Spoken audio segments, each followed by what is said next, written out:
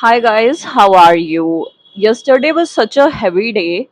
I was mid editing when my mother told me about the Ahmedabad accident, and from then on, I think today I have to practically drag myself to make this video. Um, like it was physically being very impossible for me, but here we are. Today is the last episode of this whole series, and today I'm going to react to the 10th chapter and give my overall review about this novel. So, without further ado, let's start. So, in the 10th chapter, it's shown that Imama, actually, one of the users commented that her name is Imama. I read the Hindi version, and in it was Amama, so that's why I've been calling her that. But thanks for letting me know. And Imama was like, the hair have a mind of its own today. Uh, Ignore it, but yes. So it has been shown that she has just been rejected by Jalal Ansar again, and she was crying. But then she slept, and she had this dream of a person, of a man. He was in, I think, Kaaba. He was making this dua, and he was, I think, in his prayers, and she saw it. And then she woke up, had a talk with Saida Amma. Saida Amma said that I want you to get married, and I had this guy in mind. His name is Fahad. I think that is probably the guy who rejected her. I think who did not come to the marriage or something, like something happened. But later on, we got to know that Fahad married somebody else, and that's why the nikah of Fahad and Imama didn't happen, and that's when Salar came into picture. We also get to see the maturity of how Imama dealt with all of that. Like when Fahad's family informed Saida Amma that he has, like, they cannot find the guy because he has eloped with someone else, and Imama was very cool with it. She was like, I have dealt with a whole lot of things in my life. This doesn't matter anymore. It is just, in the list of whatever catastrophe I have dealt with, this will just get added onto it, and it doesn't matter to me that much. So she was very calm, composed, dealing with it very maturely, to be honest. And like, it was a whole sight to see. Like, it was very inspiring, to be honest. Then, since it's known to us that Furkan was there in the wedding, I think somebody, like, it was somebody's idea to get married, Imama to Salar, and Furkan then told Imama that he's already married to some girl. So Imama just, digests the fact that, okay, this is her destiny. She is going to be a second wife of some person, and she was sort of like battling with it. She was unsettled with it, but she was like, again, accepting it as her destiny. Thing that finally bothered her, and it was like enough for her in the moment, was that when she got to know the whole name of Salar Sikandar through Nikahnama, and she was like perplexed. She was, however, like, she was so shocked, but everybody was asking her to like sign and say those words, I think, kabul hai. And she was just so shocked that she went with it. But she was trying to convince herself that this couldn't be the same person because he's dead, but that didn't happen. But the only thing that comes to her mind is that she doesn't want the ruksati to happen soon. Like, she doesn't want to go with the groom, and I think that was like a good, instant solution from her part. So yeah, she does that, and she asked that she doesn't want the ruksati right now. She wanted to wait for Dr. Sipte Ali to come, and she wanted to have a chat with him. But there was this point that when, she was waiting for Dr. Sipte Ali, and she was like, having a conversation with herself, where she sort of said that whatever happens, I'm not going to go with you, Salar Sikandar. I just wish you were dead. And that didn't sit right with me, because no matter how much you hate a person, you don't wish death upon someone else. Like, that is, I think, no, I was not okay with it. I don't know how you guys feel about it, but yeah, personally, I was so not okay with it. When Dr. Sipte Ali returns, she tells him that she is not going to get married to, like, she's not going to go with Salar Sikandar, and she won't divorce. And Sipte Ali was naturally very shocked, and he asks her, and she finally tells him that I am Salar Sikandar's first wife. I was married to him, and he is not a good person.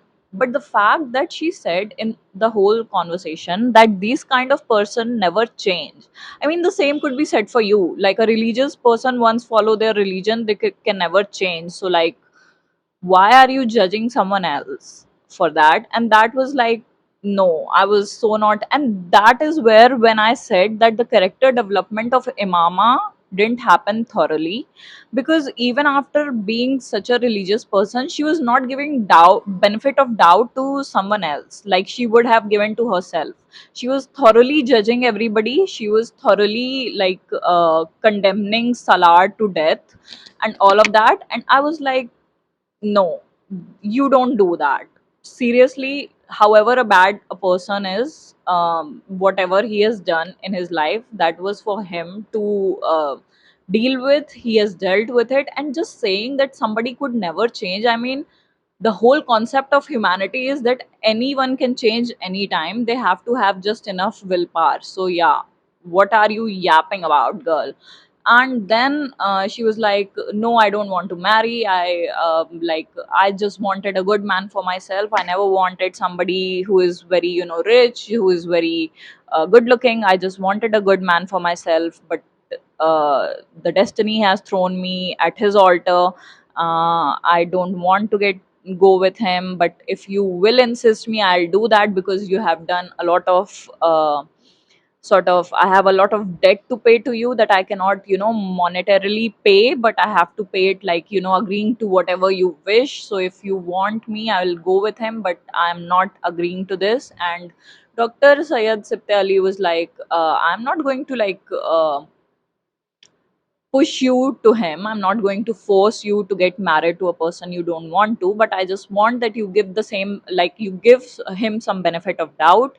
You go and talk to him, you see him what kind of person he is. He tried to, like, convince her so much that no, Salar is a changed man. He might have done something bad in his past, but he's changed now. And honestly, I like the whole character arc of Salar way better than what Imama had done, like, because she was, like, still judging people through and through based on everything. So Dr. Sipte Ali agreed to her, continuous insistent to meet Salar, and he was like, okay, you go talk to him. He's on his way here. We have invited him for dinner or, like, lunch, something. But she was like, no, I'm not going to talk to him right now. And she just went inside, where she could see the outside room, like the hall, probably the drawing room. And they were both sitting there, Dr. Sipte Ali and Salar, and he was in conversation with Dr. Sipte Ali when he confessed to all of it, like, I've been in love with this girl for 9 years. I just wanted her in my life, but now I have been married to someone else. I never wanted it. I just wanted her, and I was, like, praying to get her in Kaaba. Also, I prayed for her, and she was then very shocked that, oh, that was the dream that she that was the dream. She remembered the dream she got the night she was rejected by Jalal Ansar. So she then, went into the thought process that there must be something right with this human, because he was not some, saint. He was not some um, very religious person initially. He was just a person who has, sort of done this atonement to all the sins that he has committed. And he was just a person asking for forgiveness from the Lord Almighty. And probably that's why the God has listened to him.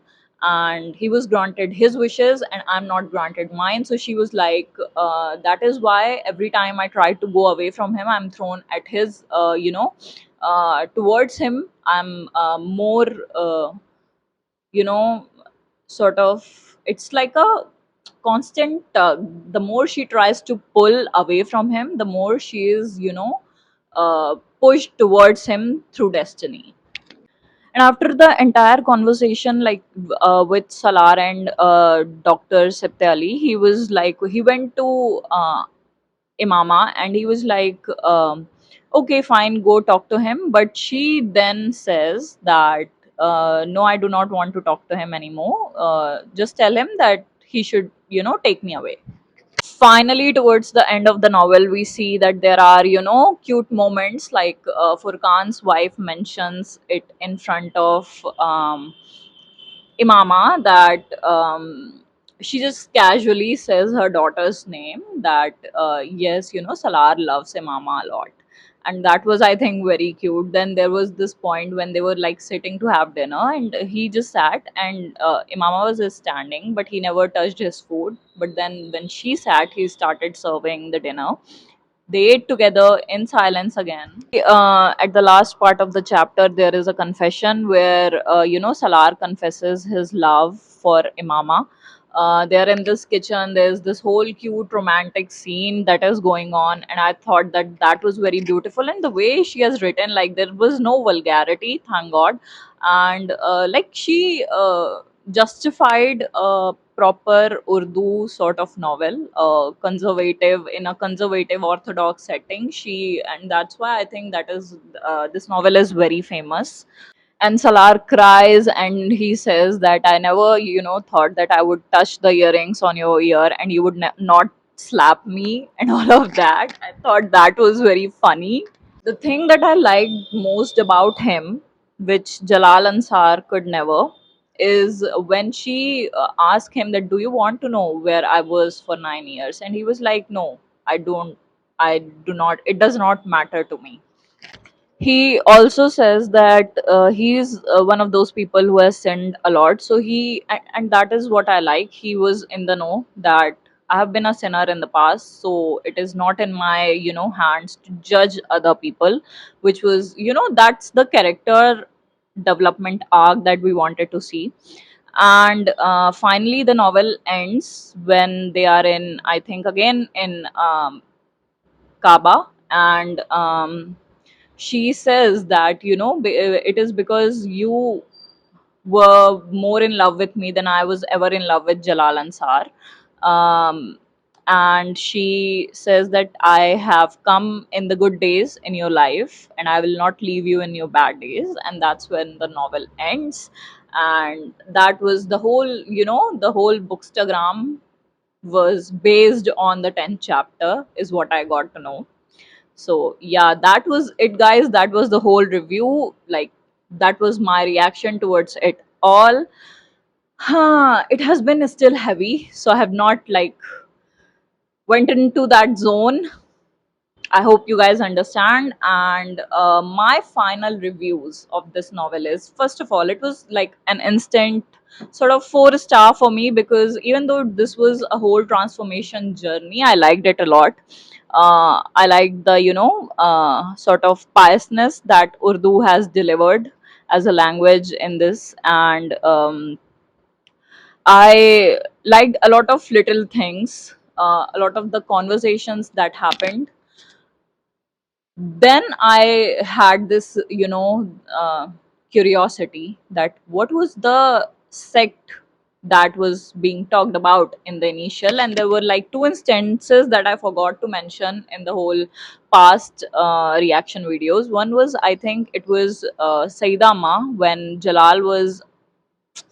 Salar was in the kitchen and he was like washing the dishes, and she was like, it's not a man's job to do it. And I was like raising my eyebrows. I was like, calm down with the misogyny, Saidama. We like you, but not that much. And then there was a moment when it was said that Imama never questioned why her parents or like everyone in their community had this foster child. It was sort of portrayed that they were fostering children, orphan children, to increase the number in their religious community, the sect that Imama initially belonged to. So that was a very blatant sort of, um what do you call it, like a very judgmental mindset towards a community that was shown here, which I did not like again. And somebody told me that because of this, like, this is a huge pop culture, by the way, in a country where Kadyanis are a prosecuted minority.